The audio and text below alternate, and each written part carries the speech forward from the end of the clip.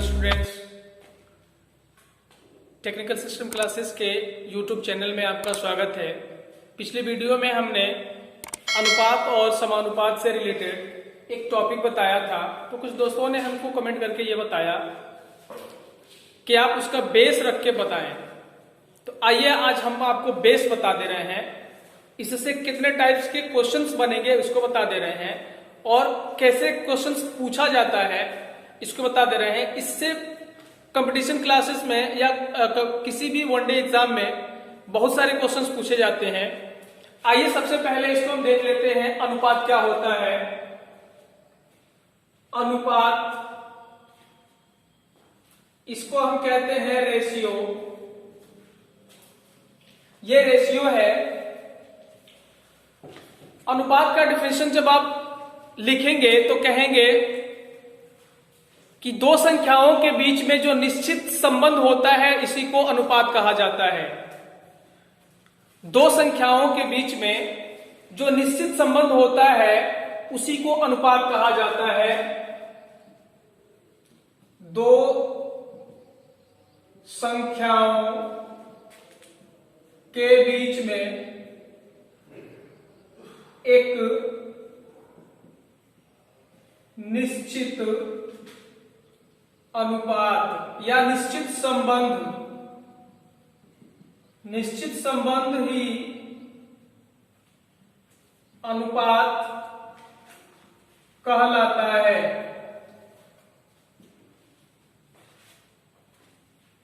अब जैसे में दो और तीन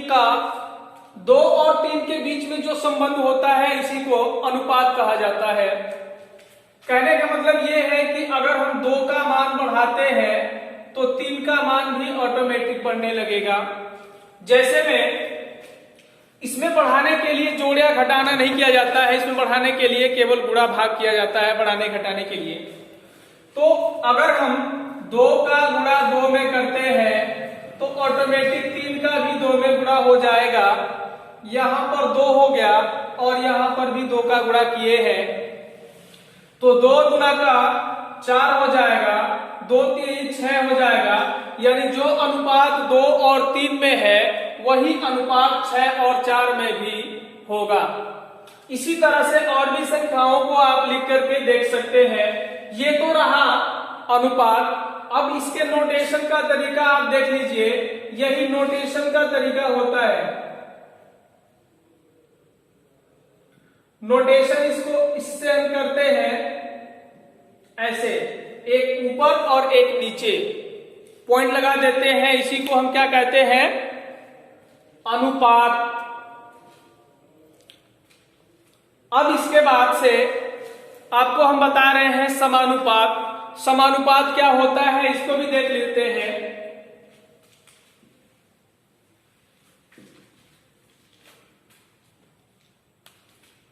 समानुपात इसको कहते हैं प्रोपोर्शन, इसको कहेंगे प्रोपोर्शन। अब ये जो समानुपात का अगर हम संधि विच्छेद करते हैं तो सम प्लस अनुपात होता है। जब समानुपात का संधि विच्छेद करेंगे तो सम प्लस अनुपात होगा, इसी को समानुपात कहा जाता है। और सम का मतलब होता है एक समान या बराबर प्लस अनुपात, एक समान या बराबर प्लस अनुपात, इसी को समानुपात कहेंगे। तो इसमें एक समान अनुपात वालों को ही समानुपात कहा जाता है और इसको हम 4 बिंदुओं से व्यक्त करते हैं। ऐसे 4 बिंदुओं से, 2 ऊपर और 2 नीचे, 4 बिंदुओं से व्यक्त करते हैं समानुपात को। अब इसके बाद इसको कैसे लिखा जाता है, जैसे पिछला एक उदाहरण हमने आपको बताया है 2 और 3 का अनुपात है, तो उसी तरह से समानुपात का सिंबल होगा और यहां पर लिखेंगे 4 और 6 का। जो अनुपात 2 और 3 में है वही अनुपात 4 और 6 में भी होगा। अब एक चीज और आपको बता दे रहे हैं, यहां पर जो समानुपात का चिन्ह होता है इसको हम बराबर का भी चिन्ह कहते हैं। ये बराबर का चिन्ह भी होता है। अब जैसे मान लीजिए इसमें किस तरह से प्रश्न पूछा जाता है इस चीज को हम आपको बता दे रहे हैं।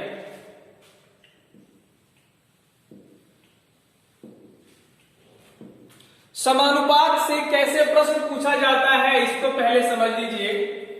जैसे 3 और 6 का अनुपात है उसी तरह से प्रोपोर्शन में 6 या 9 और 18 का होना चाहिए। तो जैसे मान लो इसमें से कोई संख्या गायब कर देता है, कोई संख्या गायब कर देता है और पूछता है कि जो संख्या इसमें गायब है इसका मान क्या होगा। आइए इसको देखिए कैसे लगाते हैं। लगाने का तरीका होता है बीच वाली संख्याओं का आपस में गुणा किया जाता है, फिर उसके बाद किनारे वाली संख्याओं का आपस में गुणा किया जाता है और दोनों को बराबर कर दिया जाता है। जैसे में 3 और यहां प्रश्नवाचक चिन्ह का गुणा कर देंगे, बराबर करेंगे 6 और 9 के, 6 गुणते 9 के बराबर कर देंगे तो यहां पर जो प्रश्नवाचक चिन्ह होगा अब इसके बराबर में हम लिखेंगे 6 गुणे 9। 3 को दाहिने तरफ ले जाएंगे, भाग में हो जाएगा, 3 तिहाई 9 हो जाएगा तो क्वेश्चन मार्क का मान हो जाएगा 6 तिहाई 18, यानी ये आपका आंसर होगा। तो इस प्रकार से जब प्रश्न दिए रहेंगे समानुपात के तो आप इसको ऐसे लगाएंगे। स्क्रीनशॉट ले लीजिए।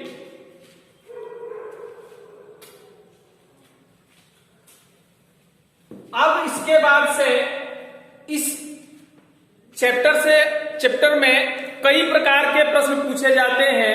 कुल इसमें 9 प्रकार से प्रश्न पूछे जाते हैं और इसमें पहला आता है, पहला समानुपात पर आधारित प्रश्न। समानुपात पर आधारित प्रश्न, समानुपात पर आधारित प्रश्न। दूसरा आता है अनुपात पर आधारित प्रश्न, अनुपात पर आधारित प्रश्न। तीसरा है आपका अनुपातों का मान ज्ञात करना। तीसरा है अनुपातों का मान ज्ञात करना, अनुपातों का मान ज्ञात करना। चौथा है जोड़ या घटाव पर आधारित प्रश्न। पांचवा है आपका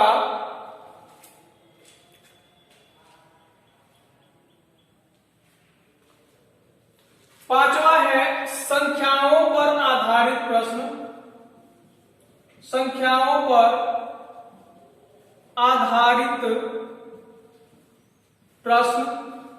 छठा है आपका सम्मिलित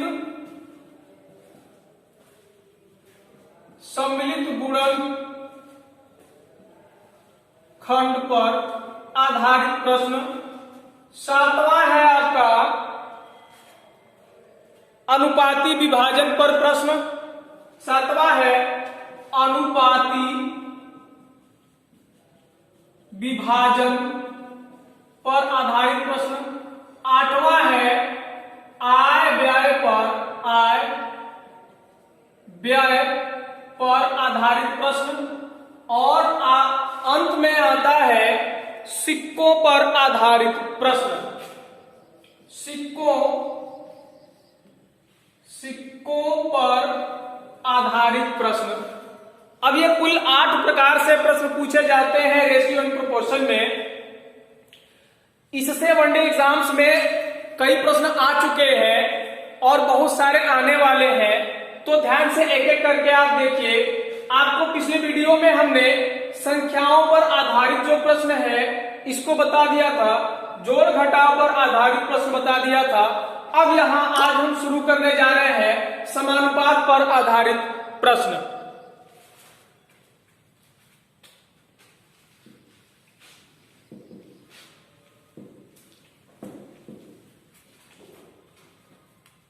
पहला होता है समानुपात पर आधारित प्रश्न। प्रश्न कैसे पूछता है,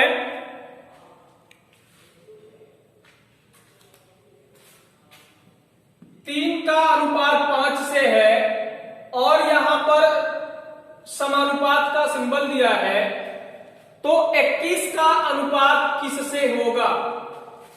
तो 21 का अनुपात किससे होगा? अब यहां पर देखते हैं, यहां क्वेश्चन मार्क हमने लगा दिया है।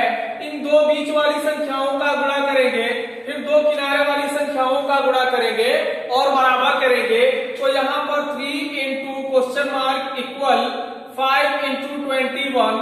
अब यहां से 3 को हटाते हैं, दाहिने तरफ ले जाएंगे तो भाग में हो जाएगा। तो यहां पर क्वेश्चन मार्क को लिखेंगे 5 गुणे 21 बटा में 3, 3 साते 21, 5 साते 35। तो क्वेश्चन मार्क का मान आ गया 35। इस प्रकार से प्रश्न पूछे जाते हैं। 4 संख्याएं देती है, 4 संख्याओं में से किसी एक को हटा देगा और पूछेगा। आप इसको याद रख रहे हैं तो आसान तरीके से किसी भी सवाल को लगा सकते हैं।